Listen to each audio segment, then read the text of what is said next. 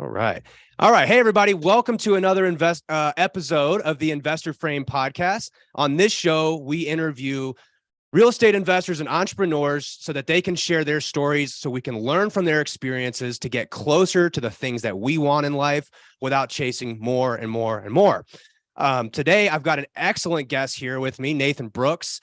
Nathan is a real estate investor out of Kansas City. He's grown a significant real estate portfolio. He just wrote a book. If you're watching this on YouTube, The No Quitters Guide to Crushing Real Estate Investing and Building an Extraordinary Life. He and I have a lot in common in the ways that we approach real estate investing. So I'm extremely excited to have him here today, share his story about his solvable problem and the things that he's using to get closer to what matters to him in life. Welcome in, Nathan. It's great to have you. Paul, thank you so much. And it's fun connecting on this and all the things you guys, your team, you are working on too. It feels like we're kindred spirits in creating some amazing things. Yeah, man, absolutely. And we met each other through Family Mastermind, which is a group for real estate investors and folks doing different types of products. So gotten to know you and your business from afar, but we're starting to get to know each other a little bit better. To kick things off, why don't you give us your 6-word update for the day? And what is that for you? My 6-word update today is vision creates purpose towards imperfect action. Wow. Sounds like straight out of your book. So maybe tell us a little bit more about that. Yeah. Well, it's a challenging thought when you say, hey, put an update in 6 words. And a guy, I like words. So and of course, as a writer, it's important to be clear and specific but also create detail around what you want to. So for me, this is, I think a lot of people, I just got off of a 6-day trip coaching clients in 4 different clients, 3 different states and 3 different time zones.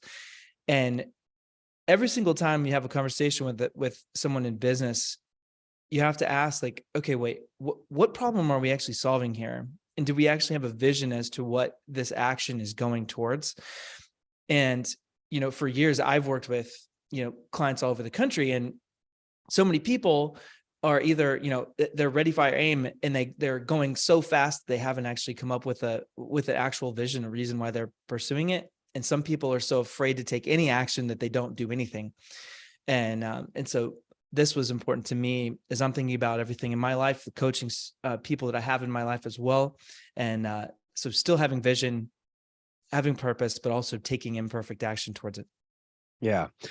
We call this micro stepping inside of our certainty operating system. It means like you have to start engaging at a certain point. Like when you want to do something new, it's important to actually go out and get feedback. We say feedback from the system. And I think that's really well said. Do me a favor and tell us a little bit about you and about your business. You do all sorts of stuff. Like we said, you just wrote this book. Tell us a little bit about your real estate business and some of the other things that you're working on. Yeah, absolutely. So I have been in that fix and flip space first. That's really kind of where I cut my teeth. We did, 700 some odd fix and flips over 5 or 6 year period. Wow. We did another 100 plus ground up construction, mostly single family stuff. And recently, over the last year and a half, really even challenging my own self on these same principles, these same things. Like where's the vision? What is it that I want to actually create in my life and my business? And am I, is the business actually operating in the way that I want it to, or is it owning me in certain ways, both time, mental bandwidth, fun, joy, time? Did I mention time? And so I, right now, I'm really focused on doing deals that either are high leverage for cash flow or high leverage for equity or high leverage for fun. And so those are really the 3 things that I'm focused on. So buying Airbnbs that do 1, 2, 3, 4, 10,000 a month net, and building ground up multifamily in Texas as well. So really focused on a couple of those specific things. Yeah, that's awesome, man. It's an incredible amount of volume in terms of what you've been able to accomplish. And I also know that you just wrote a book. The No Quitter's Guide to Crushing Real Estate Investing and Building an Extraordinary Life. What I love about that title, and the mistake I think that I made, and I'm sure a lot of entrepreneurs can relate to this, is we got into the business to like make a bunch of money, you know?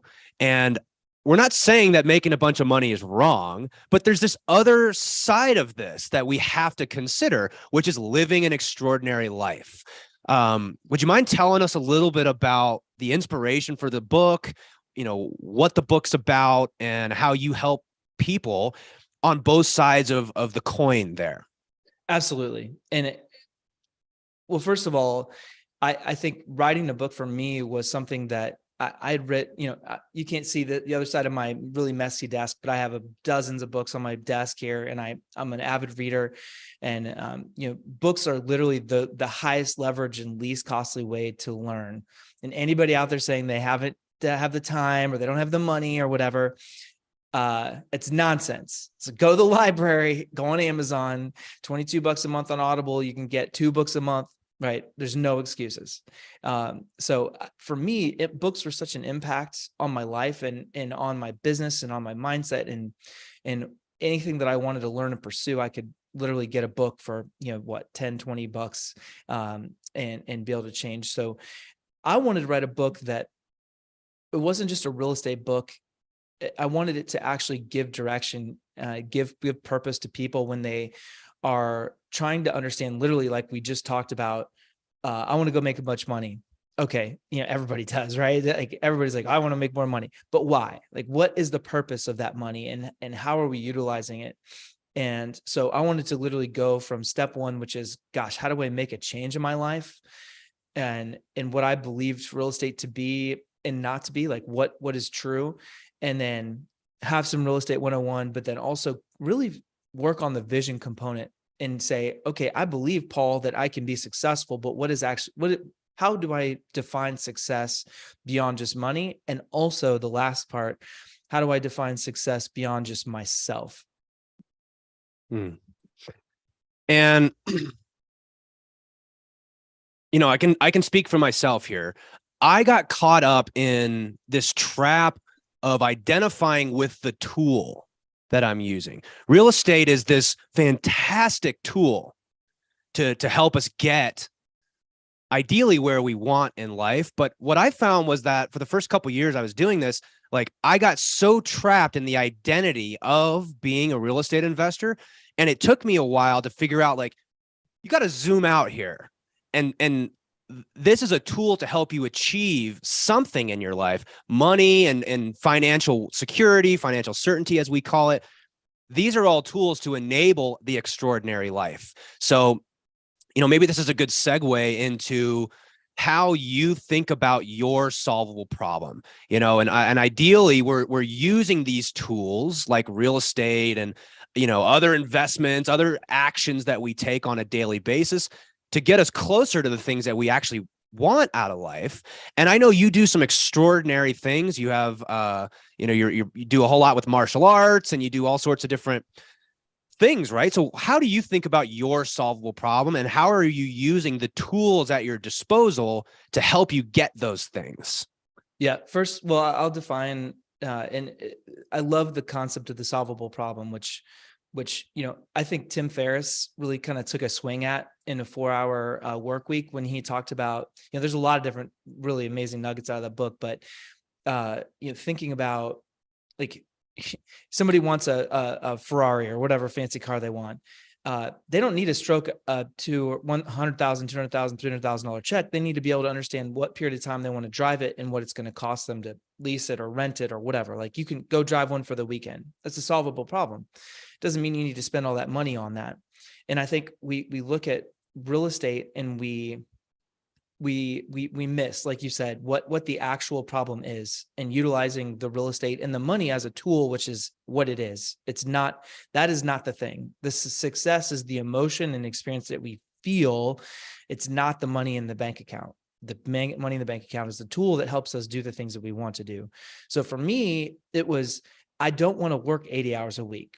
I don't think hustle and grind is right. I don't want to work just for the sake of working. And I hate trading time for dollars, whether it's not high leverage for things of helping people for me, high leverage for making money, or high leverage for doing something I love. And so, for me, it was making a certain amount of money per year with the least amount of time possible. So I didn't want to work. I love working, but I wanted to have specific time for working. And then I love being outdoors. So you said I have a lot of things I love to do. I do love training martial arts. After this podcast, I'll be putting a gi on and rolling with a bunch of, sweaty dudes in a gym, because it makes me, one, humble. Number two, I'm always constantly thinking about how to be better in anything I do. And martial arts, believe me, if you don't train or haven't trained, humbling, hard, and it's something worthwhile pursuing, a lifelong pursuit. I want to be the Renaissance man, Paul. That's it. And then, I'm an avid hunter, and I didn't grow up hunting, but it's one of those, other things where it's like, hey, I want to be able to truly handle myself, understand how to operate in the world, no matter what. Like, how can I get to that path? And so I spend 30, 40, 50 days a year hunting just because I love it. And then vacation and all those other things with the family and time and personal time. And I value that time that I have. So those are the things that I'm always thinking about. Mm.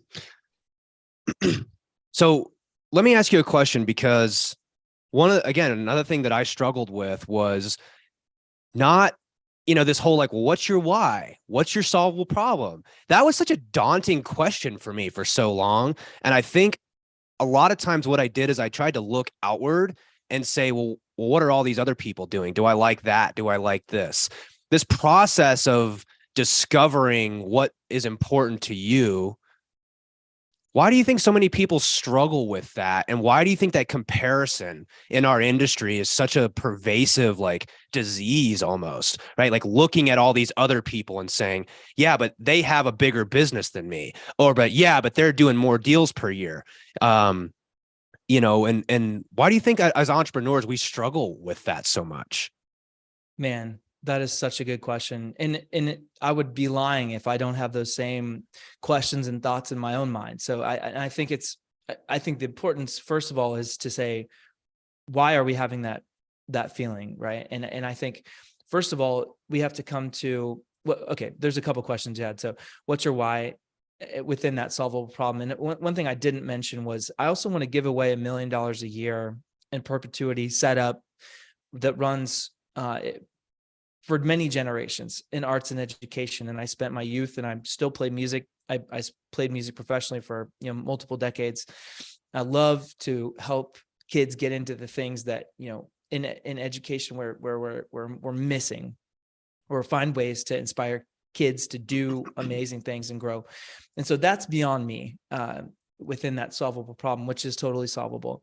But I think the comparison first actually starts with ourselves, because we don't take the time in meditation and journaling and self-reflection. Like, go be on a mountain for 7 days by yourself and not talk. Like, you got plenty of time to ponder what's going on in the universe and what's in your own brain. And putting yourself in those situations where you have to struggle and you have to get better. So I think it's easy because we don't actually spend the self-reflection time on what we actually want. And so we wander. And then what happens when we wander?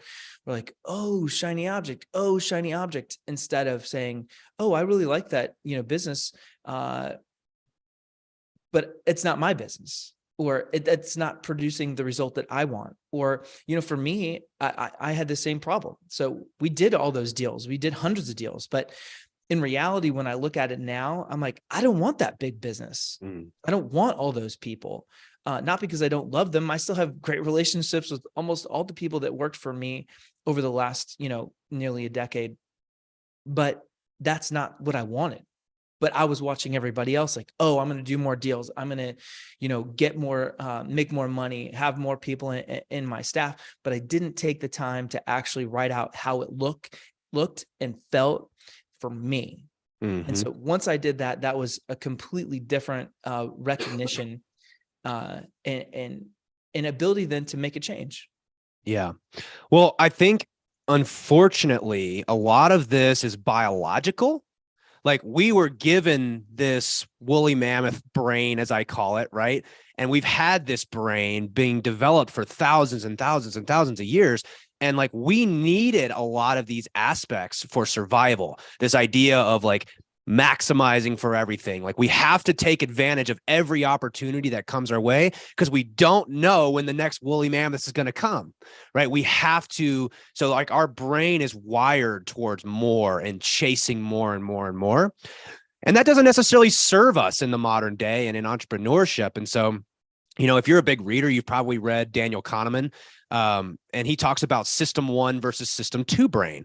System 1 is this like reactionary, biological, survival based brain. And what I've noticed is that I've operated from that survival brain, and it'll ping pong back and forth. You can't shut that off because it's biological. So what you really need is you need a mechanism to be able to shift from system 1 to system 2. And that is what you're describing as like, having meditation, doing journaling, things like this to bring it back to like, that's cool. I'm happy that they have this amazing business. The survival side of my brain is going to say, yeah, but I could do that too. Yeah, if they're doing more deals, well, I'm a high achiever. I could do that too. Yeah. But that doesn't serve us because that is an endless loop that will never stop. And you have to be able to make that shift from the system 1 survival brain and into this. Yeah, but how does this help me get closer to the things that are actually important to me? Yep. Yeah, I could not agree more. And it makes me think of similar terminology, whatever. It puts us in that fight or flight brain. It's the same concept. Same where thing. Yeah. We have to have awareness to where our brain is actually going, where our thoughts are actually going. And you said another thing, which I think about all the time, a loop or a story. Like all of a sudden a story plays in your mind and you're like, oh, this is a story. Like I do not need to go build that. I do not need to go battle a woolly mammoth or a tiger or whatever, because that's not the problem today. Yeah. But I get to go back to what the written problem is that I want to solve. And I just want to say one more thing on that, because I think, you said, why do people struggle with this? Well, guess what? I'm still working on mine. Like, I bet you would say you're still working on yours. So you don't have to say, I have it perfect. I do not. I don't. Yeah. But I have one. And back to my 6 words, right? Vision creates purpose towards imperfect action, not perfect action. I mean, that's why I like to say that it's biological, is because, like, guess what? You didn't ask for it, but you're getting it. It's there. It's there all the time. You cannot shut it off. It's just, it's what was given to you. It's what's between your ears. Good luck, like, trying to change that. So let's shift this to more practical. How do we set up bumpers, right? So that we're not getting too far off track and chasing things. You mentioned a couple things like meditation and journaling. I mean, those are critical, have been critical to my success. I carry around this Moleskine notebook with me everywhere I go. Like, it does not leave my side because I'm constantly trying to deal with that fight or flight brain and like reconciling with that with like, okay, but what do I actually want? So, what have you found outside of journaling and meditation that is like maybe some other, ways that you keep yourself? Because as we start doing things in business, I mean, you're doing big business, you're building, brand new construction, you flipped 700 homes. What are some of the bumpers that you keep in place, maybe like non-negotiables, so it doesn't bleed into how important hunting is for you, how important it is to do martial arts? Like, maybe like what kind of guardrails do you set up so that you don't get off track? Yeah, great. So I ask first, like, what level of time? What is my time commitment? What is my financial commitment? And I like to, like Sir Richard Branson says, is it a hell yes or a no? And it's so easy for us as entrepreneurs to just be like, oh yeah, let's start another business. Oh yes, let's go do this or that. Let's do more deals. And so for me, I have, and this has been a recent change, like within the last 12 to 18 months for me. I just started saying no more, like, because I think people are so afraid to say no, but in reality, no gives more space for yes to the things that you really want. And so another thing that I do is I keep notes on my phone. So I travel quite a bit.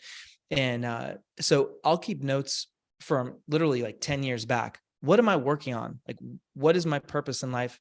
What is it that I want my business to look like? And I go back through and I read 10 years ago, Nathan, and 5 years ago, Nathan, and 2 years ago, Nathan, and say, okay, well, what was I thinking about? And what manifested over time? Because what's really important will be created, what we really want. But also then going back and say, did that serve me? Did that serve my business? Did it serve my family? And so I've utilized that for years now. And I get on the plane, I go back and look through my notes, I take more notes, and it serves me as a stop, because you're not doing much business on that airplane, right? And if you don't travel a lot, then you could literally put a 60 minute, time block on your calendar. And second is I am a time blocking maniac. So if it's not on the calendar, it's not happening. And I have many blocks on my calendar where it says doing fun things like training jujitsu. If it's not 10 degrees outside, I'm playing golf. I want to go do and experience the things that I enjoy, which then helps me have time to think about the things that I want to do and be more purposeful with whatever those choices are. So that's really, it's been incredible to say, hey, I'll give you an example. I spent 20 years plus as a singer. Guess what you have to have as a singer? Breath. You cannot sing without breath. It's not possible. Right. And so as a singer, we learn, I'm from my diaphragm, and I have like plenty of air, and I have support and weight, and I understand the structure of everything that comes out of my mouth, but it doesn't start there. It starts, deep in my diaphragm. And how often do we not leave breath in our life, in our time, in our calendar, in our relationships, where without oxygen, you die? Yeah. Well, that's the risk of saying yes to everything, right? Is like, I have a coach that says the number one word in a champion's vocabulary is restraint. Being able to show restraint and say no to things, because we're biologically wired towards yes, I'll do this. That sounds like a great opportunity. I could make more doing that. But in order to have space, in order to align with your actual solvable problem, the things that you're wanting in life, you've got to have space to be able to reflect on these things. So I love that you said two things. One is that you spend time reviewing this sheet on your phone. Again, we just call that solvable problem. What are you actually trying to get closer to? The first filter seems like you're asking yourself is like, does this actually help me get closer to those things or not? If yes, then move it to the next stage and we'll consider it. Right? If not, then the answer is no. Right off the bat, the answer is no. And that filter right there has been just monumental in helping me decide what to consider and what not to consider, and the second thing you said is time blocking. And, champions know how to use their time extremely well, because they are, again, this coach, he describes this pendulum that swings back and forth between what he calls receivership and application. Right. And so you have to spend time in receivership to make sure that your actions are still guided. Is this still something that I want? Right. Because I'm sure that you would agree that, Nathan 10 years ago wants things that are very different than what you want today. 100%. I'd say it's reasonable to assume it's going to be different than what you want 10 years from now. Right. So not only do we need to check in with that and ask ourselves, like, give ourselves permission to change our mind. Like, hey, I know that I said that I wanted this at a certain point in time, but now that we've got new information, it no longer makes sense. But if you just have your head down, buried in the application of what you're doing, you might pick your head up 2 or 3 years later and realize, crap, like all these actions I've taken, like I never actually took time to rethink, is that what I wanted? That is 100% true. And the only thing I'll add to what you just said, which was beautifully said, is you also have enough connection to yourself and also the ego within you, which sometimes can drive you to do things that you shouldn't, is if you look back to, or if you're looking forward and you're saying, okay, 2 or 3 years, I've just had my head down doing this thing. You may very well have let your ego in the way because you're just like, oh no, I'm going to do this. Even though your mind or your body, your brain, your heart, other people around you, like, hey, this is stupid. Like, what are you doing? No. I got to finish what I started. I got to, no, it's okay to change course. It's okay to look back and say, I'm wrong. It's okay to slow down. It's okay to change your business. Like, those things are okay. It's not okay to keep doing something that's not serving you, not serving people around you, not serving the things that you want. It's crazy. Mm-hmm. Well, so the title of this show is called The Investor Frame. And in this book, Rigging the Game, that my partner, Dan Nicholson, wrote, he describes what he calls the investor frame. And it asks this question: knowing what I know now, would I still choose to opt in to my current situation? And that question has changed my entire life, because knowing what I know now, those decisions that I made years and years ago to do this thing, but, because I'm, quote, someone who does what they say they're going to do. Yeah.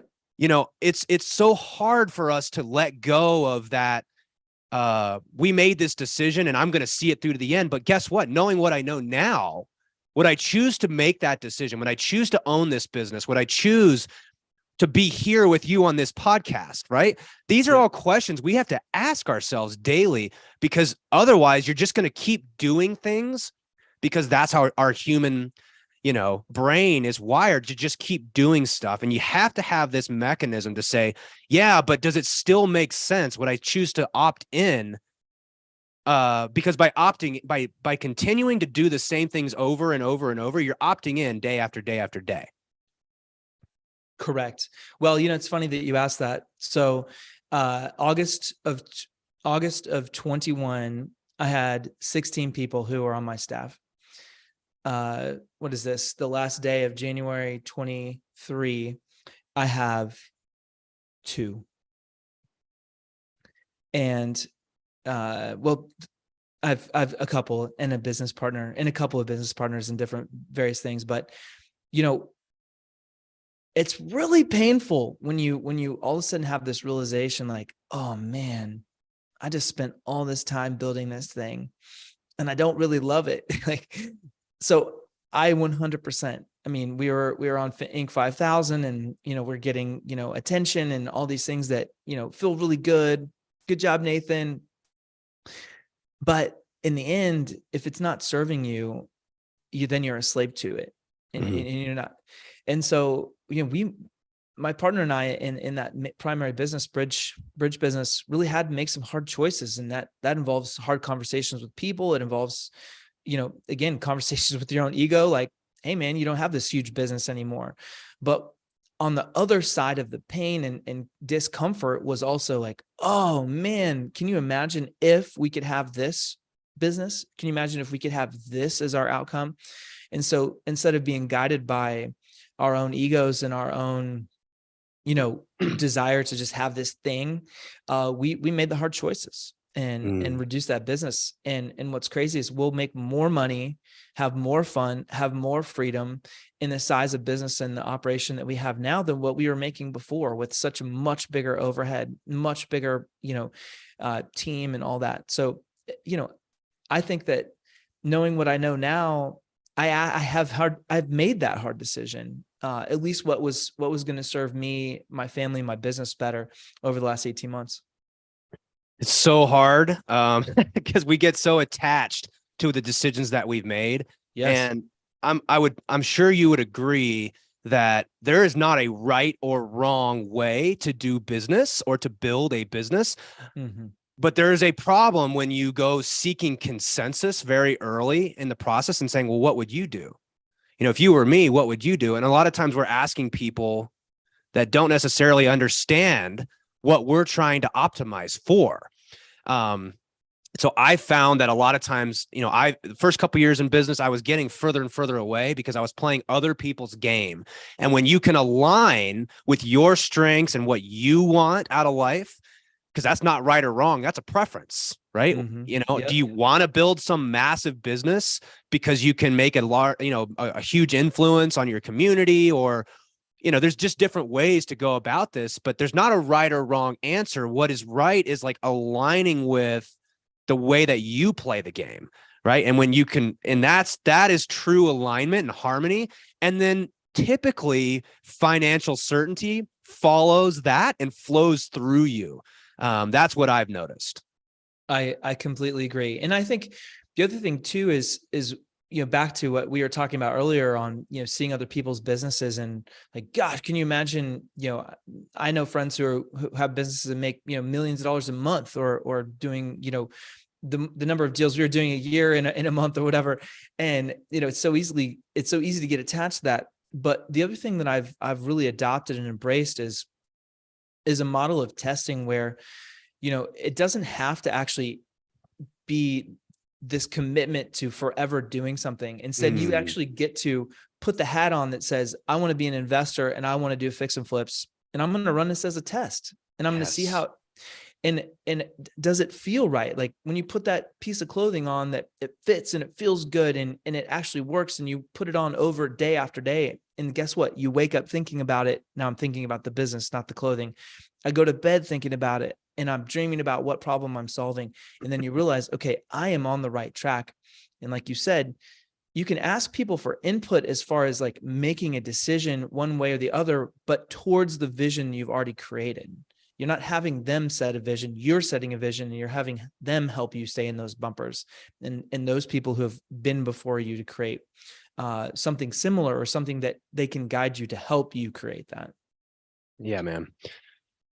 That's awesome. Well, we spent quite a bit of time talking about solvable problem and just making decisions that help us get closer towards these things. I want to shift gears a little bit and ask some strategic things around your real estate business. And let's talk about the barbell. So most of the people who listen to this show, they know we talk about the barbell framework as a way to think through how we align our strategies, right? So on one side of the barbell, we want to have reliable, consistent things that allow us to lock in our financial certainty. On the other side, we want to have asymmetrical bets to the upside, where like this doesn't need to go right, but if it does, that's fantastic. We're taking bets with high upside and low downside. So talk to me about some of the strategies that are working for you. I know you, like you said, you're doing flips, you're doing developments, you wrote a book, you've got some coaching. How does all this fit on your barbell and how do you think about that? Absolutely. Well, the thing that I have come back to over all those flips and all those years and is I really don't want to sell anything. So I don't want to really do deals that I'm not excited about holding long term. And if we end up flipping something, fine, but that's not my intention anymore. Like I've been there and done that, so to speak, on the fix and flipping and so forth. And so I'd rather build that sustainable wealth balance sheet and capacity to do the big deals, which is what I'm really enjoying doing. And all of that is required to have that balance sheet, have that cash flow and the experience doing it. So that's number one. I'm not going to do another deal for just the sake of doing it and putting some cash in my pocket short term. Number two is I am adding, I like that 80-20 leverage point. So can I do an Airbnb unit that I make, $1,000, $2,000, $5,000 a month? Or, that single family unit that makes $100 a month, or, it's really tough to make cash flow right now, interest rates and so forth, rents, prices. Anyway, so I'm really thoughtful on that. So it's either a big balance sheet increase or it's a big cash flow increase for me. And then is it with somebody that I like? And one of the other things that I've been really thinking about from a barbell standpoint is I don't have to do everything myself. And I think we get in this pattern where we're like, I can do it the better than anybody else can, whatever. I don't believe that's true. There's a lot of people who can do a great job, but their goal and their vision has to be in alignment as close to with what you want to create as possible. That's where the the synergy happens.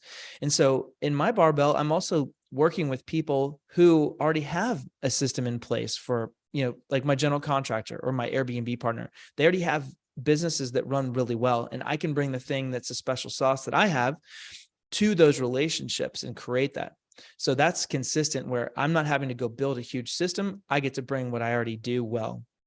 And then third, as far as, the actual things, coaching, I am looking at the time that I'm spending, but also the opportunity they get to meet someone new or have an investor in a deal, or buy an Airbnb in a really cool place that I'm working on this year, by the way. Scottsdale or St. Pete, I will own it by the end of the year, putting it into the universe. And so I want to make sure that all those things also bring joy. So I don't care what's on that barbell. If it's something that I'm not enjoying doing, or a person I do not enjoy with, it doesn't matter, because that shifts the weight of everything. Because now you're not even thinking about the business. You're thinking about that emotion. You're thinking about the relationship and the problems that you're having to solve there. So, and it's not to say you won't have problems. You want to have better and better problems with people who want to solve those problems. And then lastly, I take small bets on big things. And so, I'll put some money, which is a small portion of my net worth, into, I've made some blockchain bets that didn't do so well. I've made some, like I mentioned to you, like Forex bets that have done incredibly well. And I'll make bets with certain people too. Like, hey, let's see if this business can get up and running, where I sit in the owner's box, I give some input and I give a little bit of money, and we'll see, and I let it run. And so that's been my strategy: real estate as the base, and then joint venture opportunities with people that already have both vision and a shared goal, and then make some high leverage bets. I love it, man. You and I think very similarly. What I pulled out of what you just said there is that relationships are your most reliable currency, right? 100%. And you are finding reliability and predictability from people who have already built that into their businesses. We all know anytime you do something new in business, it's an upside play. Like, there is no reliability yet. And instead of like trying to take this thing and force it to make it reliable, you can just rely on the relationships that you've built over all these years and in this business, and create reliability because it already exists, right? And you add value to that business. And that's exactly how I'm approaching my barbell right now. Is you probably heard this phrase, and people are throwing it around a lot these days, this idea of relationship capital. And what a valuable currency relationships are, Yes. And honestly, that is my most valued currency, because it brings me so much joy to work on projects with people that excite me. And there's a lot of reliability built in there, because you can rely on them and their areas of expertise. 100%. A good buddy of mine, which you may know, Ron Phillips, said, "Nathan, are you making all of your relationship capital?"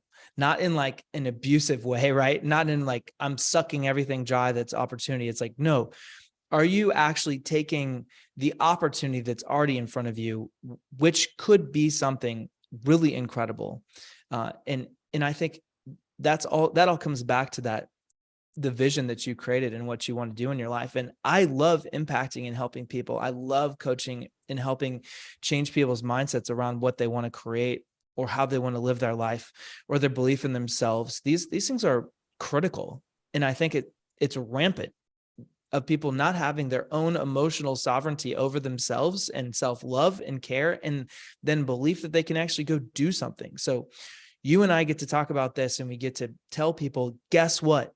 That's not true. You get to make a choice. Mm-hmm. You get to start with this, and then you get to make whatever those decisions are past that make a huge impact. And the more you go help other people, relationships, the more you're going to get what you want. Mm-hmm. Yeah, I'll throw this at you, because I don't think we talked about this before we started, but you have said that your kind of solvable problem, one of the things you're working towards, is becoming this Renaissance man. And I love that. One of the things that I say is my solvable problem is I want to get to a point where I can play business the same way that I play pickup basketball.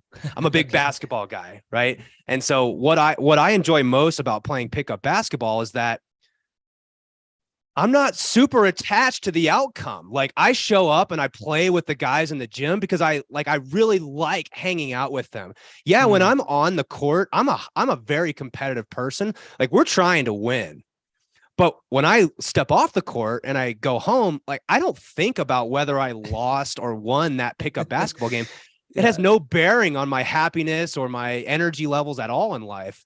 And if I can design my life so that I can play pickup basketball all day with the people that I want to be in business with, and when I'm done playing, I can walk off the court and be like, I'm tired. I don't want to play anymore.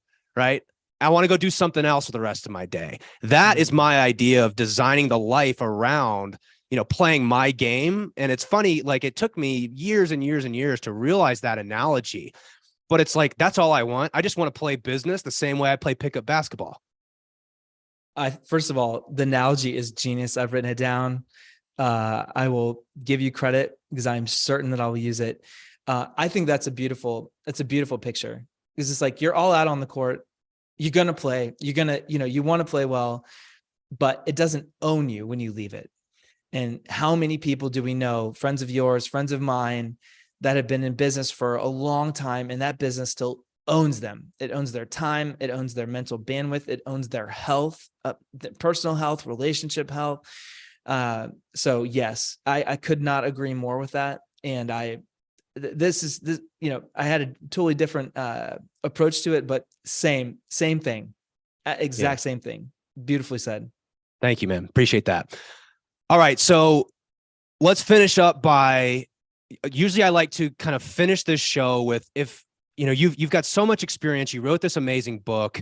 What is a lesson that you've learned either recently or in your life that you'd like to leave the listeners with? What's on your mind, and what would you like to give to our listeners so that they can take that back? Well, it really, I mean, we've spent the whole time talking about this really. For me, it's, if you're sitting there listening to this, you can make a change. Like you have the power to make a change. And that's literally how I started my book too. It's like, if only I could ... And how many times have you and I sat in a conversation with somebody who goes on and on ad nauseum, which my martial arts coach calls an ear beating. Mm. And you receive an ear beating, but at the end, guess what happens? Nothing happens. Nothing. So guess what? It's time for, if this is you and you continue to have these conversations with yourself and your spouse and your girlfriend or boyfriend or friend or whomever at work, guess what? That needs to stop. Like, it needs to stop right now.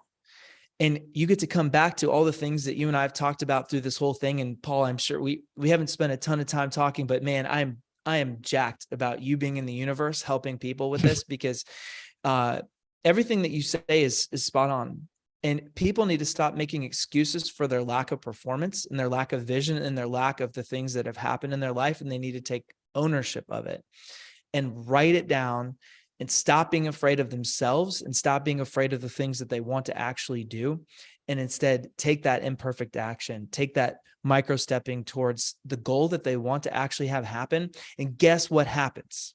You take one step and you see a little further. What does that mean? It's like, go underwrite an actual house with somebody who knows what they're doing. Micro step, go put it under contract and walk it with an inspector, walk it with an appraiser friend, pay somebody, right? Go do the things. Step 3, purchase the house, right? You will not be in the game if you don't buy the house, period. So it doesn't matter without action. Mm-hmm. And then you get house 1, house 2 is infinitely easier than house 1, and house 3 beyond that, and so forth. So I just implore people to, 1, think about what you actually want. And number 2, take actual action towards it, because you will forever be frustrated. And think about this. They talk about this all the time about people on their deathbed, right? So you've lived your life, you've ran your race. What do people regret most? Spending time with people that they love, doing work that they didn't enjoy, that didn't bring fulfillment to them, right? We get to make a change and a choice right now for whatever those things are that we want it to be, and whatever it is that we get to think about and say, you know what? Well done. That's great, man. Thank you so much for sharing your story with the listeners here. This was an awesome conversation. And, just lastly, I want to leave everybody with this. Use the investor frame, knowing what you know now. And the conversation that Nathan and I have just had, what changes do you need to make in your life, your business, your investments to help you get closer to the things that you want? For everybody, thanks for tuning in. And Nathan, thank you again for joining me. We'll see you guys on the next show. See ya.